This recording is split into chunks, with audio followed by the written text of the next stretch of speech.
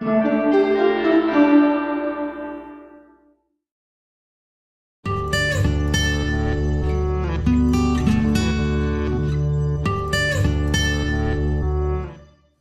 so I mentioned on Facebook about doing a follow-up video regarding suffering and pain. So this is it.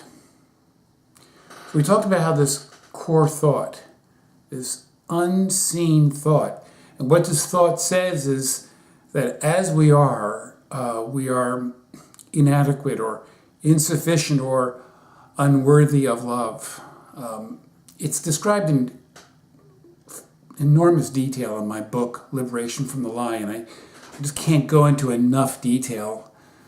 And because I'm so anal about this, I'm always tempted to go talking for about 4 hours on this core thought, because this is the thing that needs to be seen, because this is what isn't seen. And as I said in my earlier video, what we can't see will have power over us. We will be a slave to this thought. That's how psychology works. That's how our psychology works. So anyway, here's this core thought, and then there's all these thoughts floating around. Sensations, sights, smells, tastes. But only some of them does the core thought go, this is me, or this is what I want. And when it reaches out and touches this one thought among hundreds and thousands of other thoughts, and says, this is me. These other thoughts, no, they're not me, they're just stuff. This is where we get our false sense of identity. So I said, it tends to grasp on the things that will reify or agree with the core thought. It'll attract that. There'll be attraction to anything that provides evidence that the core thought is real. So what we're really talking about here is a very deeply habitual and very deeply ingrained belief. It is no different than believing in the Tooth Fairy or Santa Claus. It's a belief, and the belief is in me. So what is the outcome when we see all of this? When we see that we're not our core thought, because now we see it. It's an object of consciousness. And we see these other thoughts and how the core thought grasps onto them, because they're also objects of consciousness. Then the question is, who are we? And we really are this expansive nothingness in which everything else flows.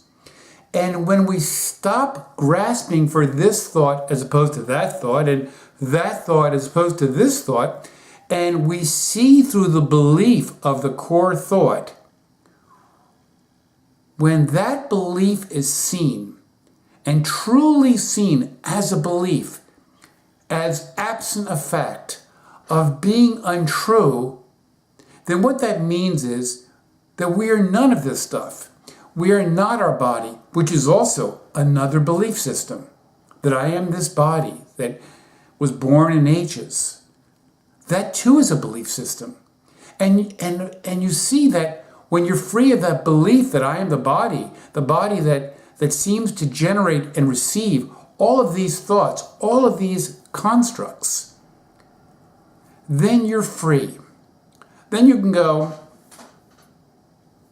I like this, I like that, I don't like this, I don't like that. But the me thought, the grasping, the attachment isn't there. None of it really matters. It's just a happening in this vast spaciousness of who we are. It's all happening. And it all gets kind of amazing.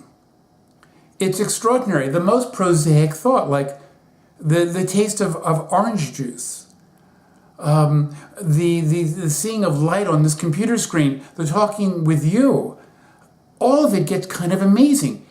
When that grasping core thought attaches to a thought, it's the same boring crap over and over again.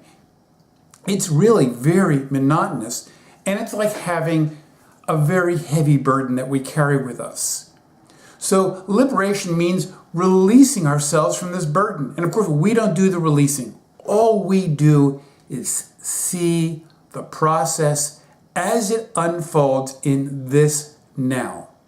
We see the core thought, we see the plethora expansive thoughts, we see how it grasps onto certain thoughts, and we keep on seeing this, and we keep on seeing this, and then one day, poof, the bubble bursts. And that's how this works. Free of this attachment, the burden is released. And it's just amazing. Even pain has the quality of being kind of amazing. And you're free of all belief. You throw away your crutches, because every belief is a crutch. Everyone, there's no exceptions. Well, thanks as usual for watching, and I hope you like this follow-up video. I liked making it. Thank you.